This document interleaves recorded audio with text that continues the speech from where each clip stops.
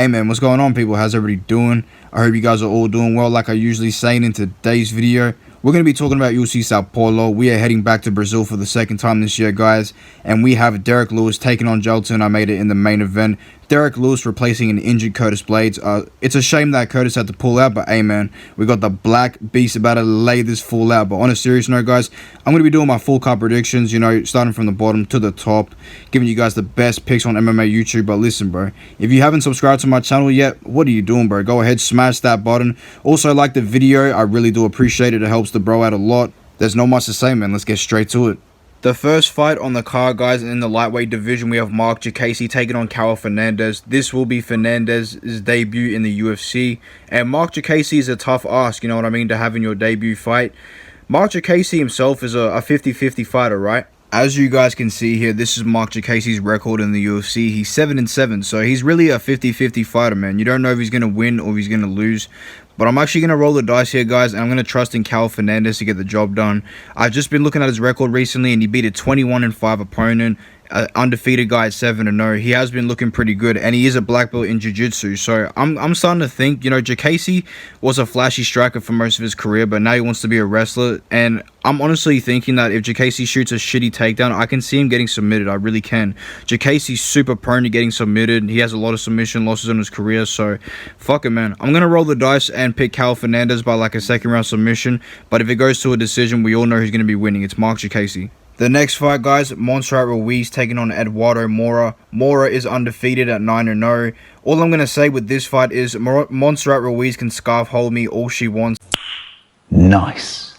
And I got Mora winning by a finish or decision. Moving up onto the card, guys, we have another banger. Bruh. Denise Gomez taking on Angela Hill here, guys. Now, a lot of people are picking Angela Hill here as the underdog, and I think it's a good pick, but I'm actually going to go with Denise Gomez here, guys. I think out of these two, I think Denise Gomez is super tough, you know what I mean? If you're going to beat her, you're going to beat her by decision. She's not going to get knocked out. Angela Hill, she's pretty tough. She's durable. She doesn't really get finished, but she's taking a lot of damage, and I'm going to trust Denise Gomez to get a first-round KO, bro. Enough said. In the light heavyweight division, guys, Vitor Petrino versus Modestas Bukauskas. Now, if you look at Vitor Petrino, bro, this guy looks like he was built in a lab in Brazil full of juice and steroids, bro. But that besides the point, bro. I'm going to pick Modestas Bukauskas here, guys, as an underdog. I think Bukauskas is very well-rounded. He's super underrated. He does have a pretty decent fight IQ. You know what I mean? I think he's smarter than Vitor Petrino. Vitor Petrino is super athletic, but a bit retarded. So I'm going to trust Bukauskas to get this one done on points, a 29-28 decision win. Guys, we have an absolute banger for the next fight. In the welterweight division, we have the one, the only, the GOAT, the mythical legend that is Rinat Gladiator Fakhreddino. Listen, bro, I am a huge Rinat fan, alright? If you guys know who I am, this is one of my favorite fighters in the UFC right now. I think this guy's an absolute monster at 170. He's going to be a menace in the division. But listen, man, he's going to be taking Eliezer Zaleski dos Santos on, and dos Santos is a veteran in the UFC, you know what I mean? He has a lot of wins. He has a KO win over Sean Strickland, which is pretty impressive. I think it was a fluke, but regardless.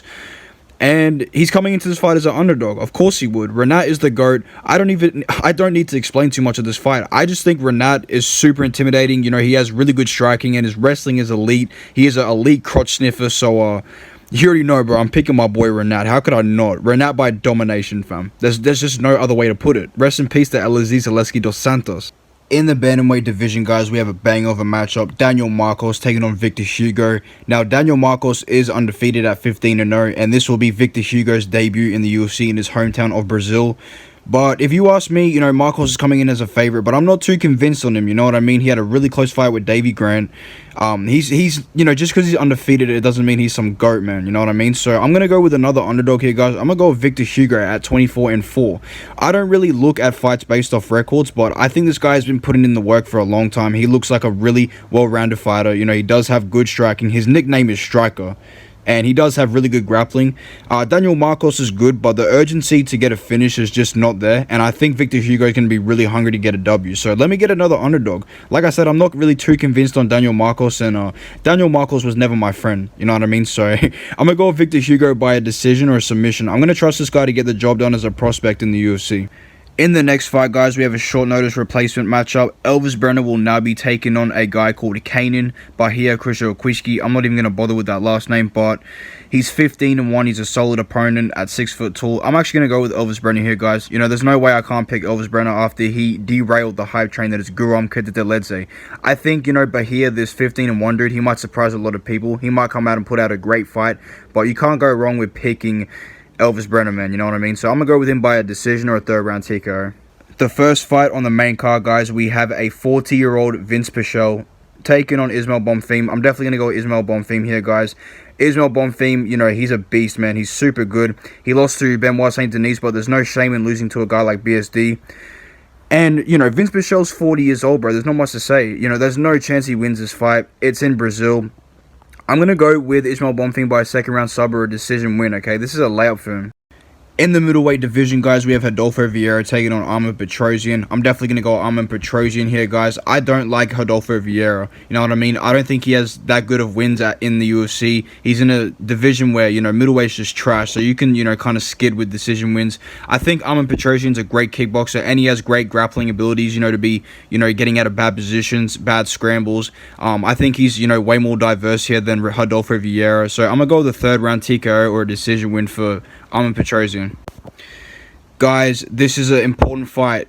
Kyle Barajo taking on Abus Magomedov. Now, obviously, Abus, we saw in his last fight with Sean Strickland, he has 1 round of cardio. But other than that, he's got pretty good stand-up, you know what I mean? I'm worried he could KO Barajo here. But you guys know I'm definitely picking Barajo. I do trust Kyle Barajo. You know, he's a great prospect. He's going to be ranked after this fight. And I think Abus is good, but this is not a good fight to take after losing to Strickland. So I'm going to go with Kyle Barajo by lay and pray decision. We move on to the next fight, guys, to an absolute stinker. Guys, I'm not even going to waste my time on this fight.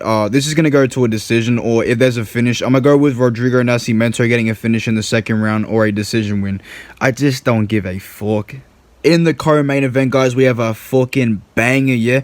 Gabriel Bonfim will be taking on Nicholas Soy Dalby. Now, I will admit, you know what I mean, I think Nicholas Dalby's actually a kind of a solid fighter, man. You know, 22-4, but he's 38 years old. He's an old fuck. He's pretty short for welterweight. Gabriel Bonfim is like 6'2". He has a nasty guillotine, great boxing, just great jiu-jitsu all around. I'm going to see a first-round guillotine submission win for Gabriel Bonfim here, guys. I think Dalby's good, but this is the same guy who lost to a old Tim Means, bro. You know what I'm saying? I can't believe this guy's on a fucking win streak after losing to Tim Means. Sorry, Gabriel Bonfim's going to murk my boy. I'm going to go the first round submission or a decision win, bro.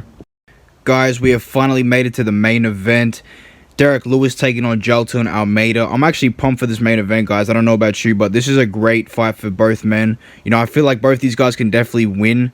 But we're going to be leaning towards Jailton Almeida, let's be honest, bro. This guy's an absolute monster. This guy was made in a lab in Brazil on all the secret juice, guys. You already know this. And Derek Lewis, you know, he's the Black Beast. He has the most knockouts in UFC history, and he definitely has a chance to put away Jailton Almeida. But I'm going to trust in Almeida to be able to get a single leg takedown, get a takedown before Derek Lewis can land a huge shot. I want to see Derek Lewis win, guys. Let's be honest. You know, it'd be so good to see Derek Lewis win in Brazil, do the Black Beast celebration and all that good stuff. But Almeida first round submission. There's just no way around it. Guys, that's all I have for today. If you enjoyed this video, make sure you go ahead, smash that like button, and subscribe if you're new. I will be uploading a video later this week, but make sure you guys stay safe. Peace.